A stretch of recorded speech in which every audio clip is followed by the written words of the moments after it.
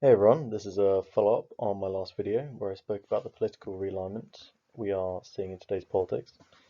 This video will continue talking about those trends and estimating how they will continue as the 2020s progress. To fully understand the 2020s, we need to fully understand the 2010s. The 2010s was frankly not a good decade for the West. Wages have been stagnant following on from the Great Recession 2008, and many European countries were forced to undergo austerity policies which crippled their economic recovery. At the same time as this, the Arab Spring was kicking off, which eventually led to the Libyan civil war and the Syrian civil war, both of which are still ongoing. These wars resulted in the 2015 migration crisis. This crisis was not dealt with well by European social democratic parties, leading them to be ousted or threatened by more right-wing parties. The 2010s was also a decade in which international terrorism was prominent, especially with the rise of ISIS in Syria.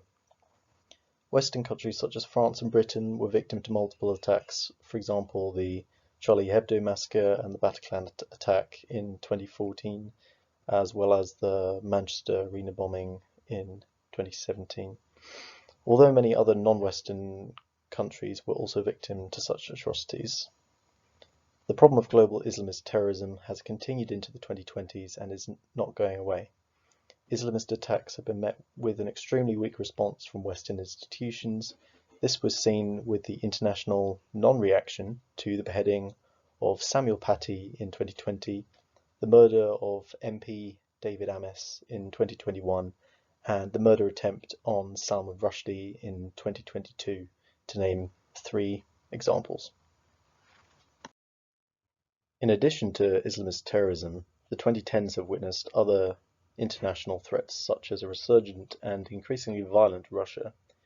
In the Syrian civil war, Russia intervened to defend President Assad from the various rebel factions backed by the West. The Russian Wagner Group has also been intervening on behalf of the Kremlin in 5 other countries, including Ukraine, whose Crimean territory was illegally annexed by Russia in 2014 after a sham referendum. Russia and President Putin have definitely shaped the 2010s, and this trend continues into the 2020s. Another man besides Putin to have shaped the 2010s and who continues to shape the 2020s is Xi Jinping, who was elected president of China on 13th of March 2013. Xi Jinping is, without a doubt, the biggest worry for policymakers in the US. If he decides to invade Taiwan, then frankly, it's curtains for the world economy and possibly for NATO and the US military lines as well. This is because a lot of countries trade more with China than the US. Countries like the UK and Japan will undoubtedly support the US sanctions against China in the event of an invasion of Taiwan. But EU leaders like Olaf Scholz have shown in recent years and have explicitly said that they're not at all interested in being part of a US-led Cold War or trade war with China. As the 2010s have shown, China clearly has ambition for global power status. This has been demonstrated by China's aggressive posture towards neighbouring countries over the Spratly Islands in the South China Sea. Unlike the Soviet Union, however, the People's Republic of China, PRC, has no desire to spread communism beyond its borders.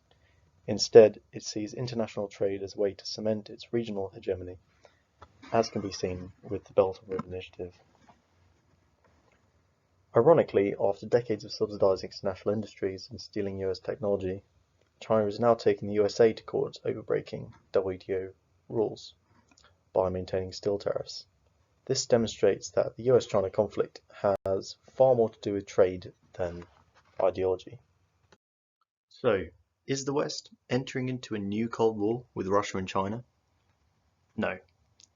Unlike the Soviet Union and 20th century China, Russia and China today do not have an ideological orbit or sphere of influence. Their only allies seem to be pariah rogue states like Iran, Syria, Myanmar, and Cuba. The ideology of the PRC is nationalism, not international revolutionary communism. The ideology of Putin's Russia seems to be old Russian imperialism.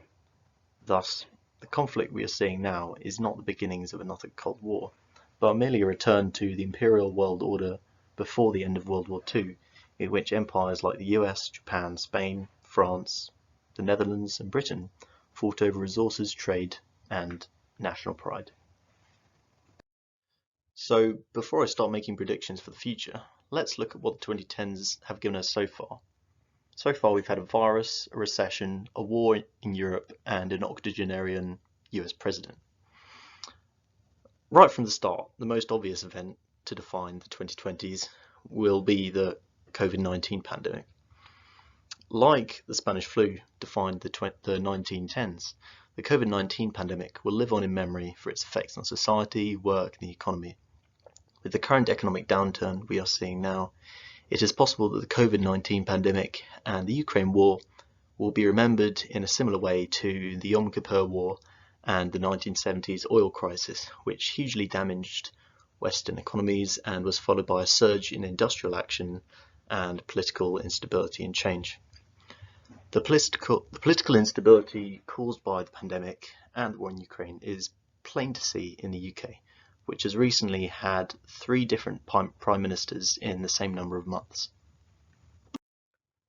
Looking forward into the 2020s, it looks as though the Conservatives are going to be wiped out at the next election. The only PM over the last 2 years to have made a lasting impact would have been Boris Johnson for taking us out of the EU. If Labour are able to form a government, then their leader Keir Starmer will likely face the same problems as Rishi Sunak is facing now. An overwhelmed health service in need of reform, weak economic growth, Scottish separatism, an asylum crisis, and inflation. If he forms a coalition with the Liberal Democrats, then he might be able to shift some of the blame onto them. But if he manages to win a majority for Labour, then it is likely that he will take much of the blame if he's unable to fix Britain's problems. Due to his soft left ideology and lack of ideas, he's unlikely to define the decade. However, if he pushes hard for abolishing fossil fuels, then he may end up colliding with the reality of higher energy bills and chronic dependency on China for electric cars and solar panels. Likely destroying domestic use of fossil fuels will simply mean the UK importing more from other countries, which will be difficult politically for him to justify. Alternatively, he could save Britain by investing heavily in nuclear, which is more reliable than wind and solar. When he fails, the people I think are most likely to take over as PM are Lisa Nandy, who comes across as likeable. She would be most likely to replace him as leader because she is not as close to him as Angela Rayner and Rachel Reeves. She has also defied him by joining picket lines and seems most committed in the Labour Party to the Red Wall and levelling up. On the Conservative benches, I can see Kemi Badenoch replacing Sunak as leader and recovering the party's image following their 2024 defeat.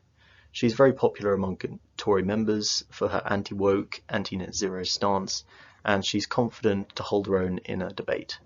Perhaps I'm wrong, but I'd be surprised if neither one of these women ends up being a party leader. If there's anyone else you guys have in mind, then please tell me what you think in the comments and who else might end up replacing Sunak or Keir Starmer, or maybe you think Tories will win. Let me know. It goes without saying that the war in Ukraine will define the 2020s. Russia has lost more troops than it did in Afghanistan, and the number of casualties completely dwarfs those of the Yugoslav wars. If you see the war as a survival contest between Zelensky and Putin, then Zelensky's position looks far more stable. He has a number of military victories and achievements to point towards. His people are overwhelmingly behind him and support fighting Russia, and he has the support of virtually all European leaders. Putin, on the other hand, will likely be blamed personally for the tens of thousands of Russian soldiers killed since the invasion began. He has very little international support, even from China, who are meant to be Russia's main ally.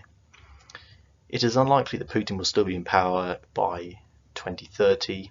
Anti-war sentiment is growing in China, and the Kremlin may start to see a negotiated peace as the least bad option, especially if Ukraine are able to liberate Bakhmut, which would cut off Russia's supply lines to Crimea and turn the war massively in Ukraine's favour. Removing Putin may be the only way for Russia to save some face and restore normal relations with the rest of the world. As well as the further decline of Russia, the 2020s will also be defined by the decline of China and the ongoing trade war between the world's two largest economies, a conflict the US seems almost certain to win. China's working age population has been declining for some time now, and their total population is expected to decline by 500 million this century. In short, this is really bad news for China, because it means they will never become a rich country. It's almost impossible for an economy to grow with a declining population, because aggregate demand will be shrinking year on year, and consumption is what drives growth in most countries.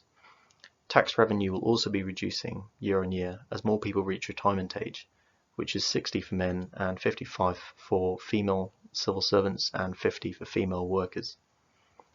There are some trends, however, that are in China's favour, notably the shift to electric cars and solar panels, both markets that are dominated by China in terms of raw materials and manufacturing. China already accounts for 57% of global production of electric vehicles, and with many Western countries expected to ban non-electric vehicles, this will be a massive boon for Chinese industry. On top of this, China also dominates militarily, with a massive army and navy, as well as hypersonic missiles and drones which would pose a massive threat to any country willing to engage them in conflict. The only thing stopping them from invading Taiwan, which they view as a rogue province, is the possibility first of failure and second of destroying the high-tech semiconductors produced there. The US realizes this and has banned semiconductor exports to China, making them more reliant on trade with Taiwan and hopefully preventing a war. Of all the people to define the 2020s, the two most important are President Xi and President Putin. Will either one survive politically until the end of the decade? Unless things change drastically, then neither looks likely to remain in power alive. China is now in the midst of a housing crash and declining living standards as foreign companies leave and the economy shrinks. Russia has just humiliated itself and shown the world that it is nowhere close to being a superpower. So, who will replace them? At the moment, it's impossible to tell. Will either nation be able to accept the status of being a normal country?